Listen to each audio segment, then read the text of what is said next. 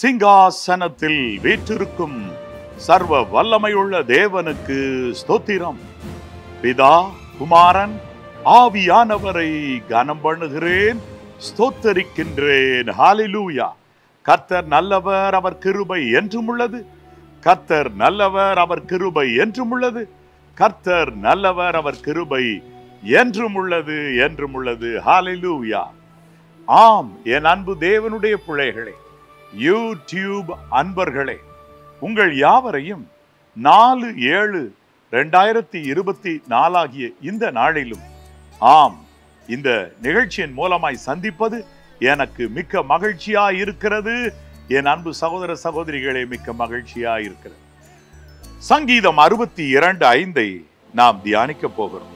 என் ஆத்துமாவே தேவனையே நோக்கி அமர்ந்திரு, நான் நம்புகிறது அவராலே வரும்.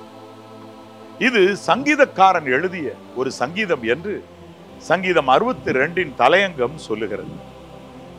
என் ஆத்துமாவே தேவனையே நோக்கி அமர்ந்து. தாவீது தன் ஆத்துமாவுக்கு இன்ஸ்ட்ரக்ஷன் கொடுக்கிறார், தன்னுடைய உள்ளான மனுஷனுக்கு இன்ஸ்ட்ரக்ஷன் கொடுக்கிறார். பாரு, மனுஷர் அல்ல, தேவனையே நோக்கி அமர்ந்து. என் அன்பு தேவனுடைய பிள்ளைகள், அழகாய் அவர் சொல்லுகிறார், நான் நம்புகிறது அவராலே வரும். ஒருவேளை இந்த சங்கீதத்தை சங்கீதக்காரன் தாவீது அழகாய் எழுதின பொழுது அவர் ராஜாவாக அமர்ந்திருக்கலாம். ஆகவே அவர் ஆடுகளை வனாந்தரத்திலே மேய்த்து கொண்டிருந்த காலத்திலே இருந்து தன்மேல் ராஜாவாக தான் அபிஷேகம் பண்ணப்பட்ட நேரத்திலும் கர்த்தரே நம்பி ஓடி சிங்காசனத்தில் அமர்ந்த பொழுது இதை ஒருவேளை சொல்லி இருக்கலாம் என்று நான் எண்ணுகிறது உண்டு. என் அன்பு தேவனுடைய பிள்ளைகளே, ஒருவேளை அவர் அந்த ஒரு காரியத்தில் தேவனை நம்பி பார்த்து விட்டு பின்பதாக அவர் சொல்லுகிறார், நான் நம்புகிறது தேவனாலே வரும். தேவன் சர்வ சிருஷ்டிகர், சகலத்தையும் சிருஷ்டித்தவர். ஆகவே நான் நம்புகிற காரியம் அவருக்கு தெரியும், என் இருதய வாஞ்சைகள் அவருக்கு புரியும்.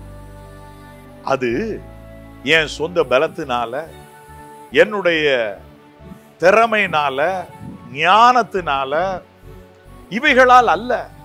நான் நம்புகிறது கர்த்தராலே, ஆம் தேவனாலே வரும், கர்த்தராகிய இயேசு கிறிஸ்துவினாலே வரும் என்று சொல்லுங்கள்.